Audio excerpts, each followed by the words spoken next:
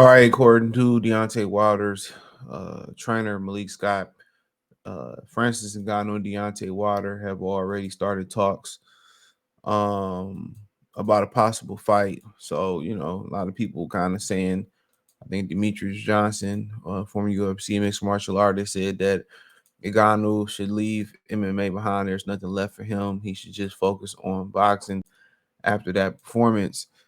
And I mean, shit, there's plenty of money to be made. That's why he wanted to get out of the UFC to box and make money. Obviously, like him betting on himself, he won. He made 10 million pounds fighting Fury. It's about like 8.2 million in USDA, US dollar. So,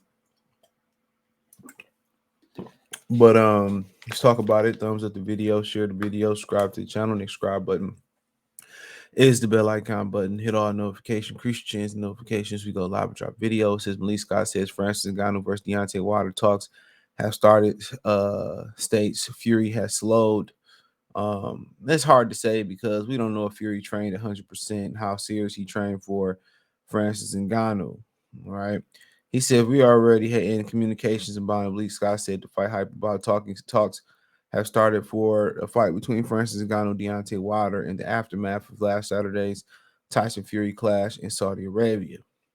He's an option now, and we're going to see where things can go. Yeah, absolutely, said Malik. Asked if he communications have started the last 24 hours for the Ngannou Fury fight. He says, me personally, I believe he's willing to do good business, said Malik. I talked to Deontay about it. I believe he's right there to be hit by Deontay. He's mature and poised. And for a guy with no professional fights of a boxer, he's still big and strong. He said, continue quote, I think Ngannou is a lot more dangerous than Andy Ruiz. Yeah, absolutely. From what I saw last night with what he showcased, he showed patience, he showed punching power, and Malik Scott about what he saw and said Malik Scott about what he saw in Ngannou's performance against Fury that makes him think he's more a threat than the highly ranked top 5 Andy Ruiz. He says the patience is what I'm big on. Very, very, very wary of guys that punch extremely hard. They're patient with their power. Said Scott, they're serious stuff for me. That's serious stuff for me. He's very disciplined. I've always said that Andy Reid's kryptonite is someone that is disciplined and that can beat him. He said you don't have to be disciplined your whole life. You just have to just for a fragment of time that fight is scheduled, said Malik. He said, think about it. Anthony Joshua wasn't disciplined with him the first time he fought Andy Ruiz. He traded with him and he acted like he didn't know who Andy was, and it cost him. He got caught while he was punching. And Ngannou fought Fury in a very disciplined type of style. He wasn't overreaching, which I expect because of the novice ways coming from the MMA into the boxer world. I expect him to overreach more, and I expected him to be a bit more wilder. I expect him to do a lot more clinching. He said he wasn't even initiating the clinches. Fury was at times he would clinch, and even in the clinches, it was obvious who was stronger. Not that it was shocking news, but at one time he was throwing Fury around. Is Andy Reid a better boxer? Okay, that's somebody's opinion. So that's pretty much kind of what he said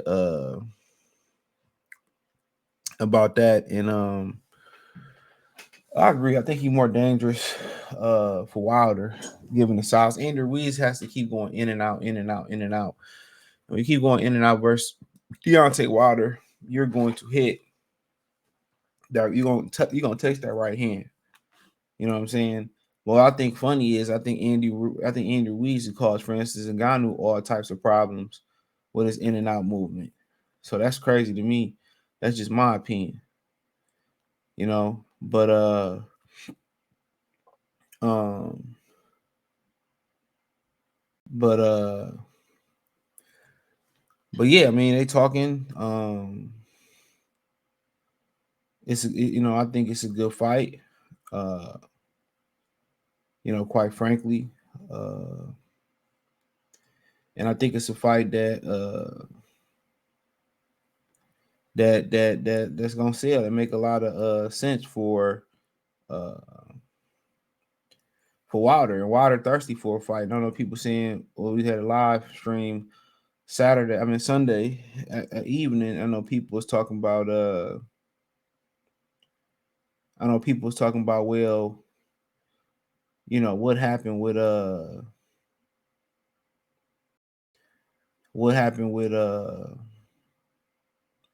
you know, why Tyson Fury been able to happen to defend his you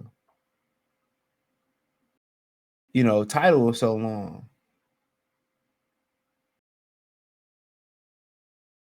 You know, uh and that's because Andrew Ruiz and Deontay Wilder had they never fought. That was supposed to be a mandatory. That was supposed to be his mandatory. So I mean, that is what it is. Um, but but you know, nonetheless, I just think you know, Wilder thirsty for a fight. Um, so that's you know,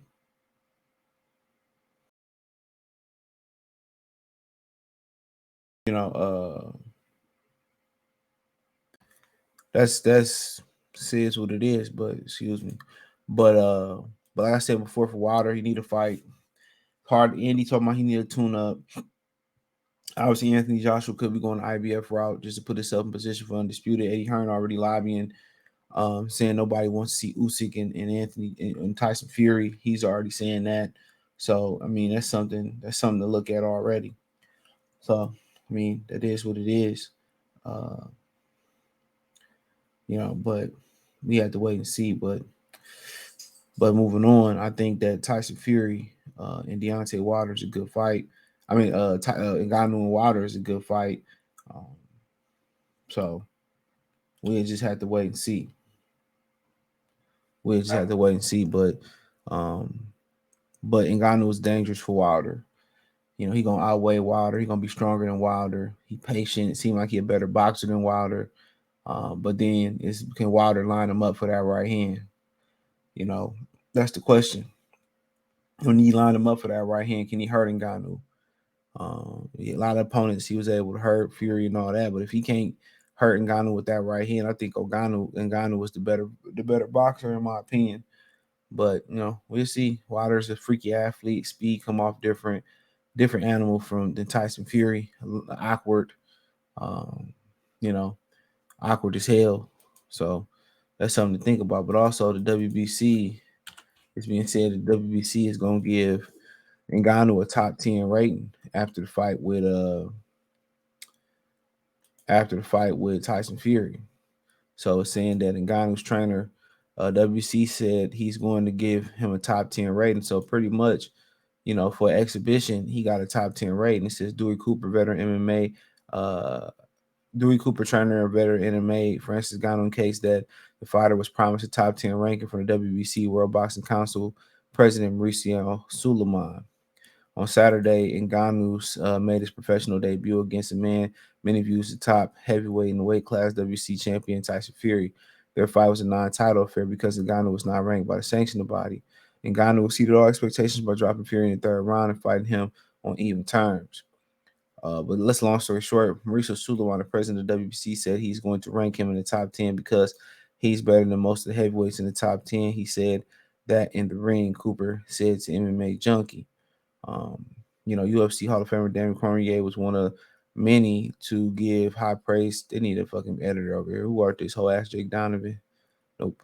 Uh, who himself is a UFC heavyweight champion. Francis Ngannou proved that he's the baddest man on the planet. Cormier said, why? Because he was a heavyweight champion in the UFC. He fought a real lineal heavyweight champion of the world to a split decision. Tyson Fury could not even fight Ngannou in mixed martial arts in the way that Francis fought Tyson Fury in boxing. There's no way a fight between any boxer and a UFC champion in mixed martial arts goes to the type of decision. It was most impressive performance I've seen for a guy outside of the realm of his expertise. So, you know, this part of the UFC, this is part of the MMA takeover. Yep, this part of the MMA takeover. You know, so they're gonna be rubbing this in the face. And if you talk about a guy that you really didn't trust, um, to to represent us in boxing, I mean Tyson Fury will be on the short list just due to his inconsistency. He's a very very inconsistent fighter. You know what I'm saying? Very very inconsistent fighter. So, you know that's just what it is. He's very inconsistent. But giving him a top 10 ranking, it is what it is. That's WBC at its finest. I don't think anybody else is surprised by that. That's just what they do. Now they're giving out rankings like they fucking Tic Tacs in the back of the church. So that is what it is. Uh, can't argue about it. That's what they want to do. That's what they want to do. They can do whatever they want to do because a lot of people still gonna watch.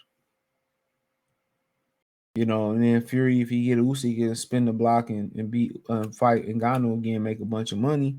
This time, train seriously and get him up out of there. I think he took him lightly, but nonetheless, you in there with a guy that can punch. So how lightly could he have taken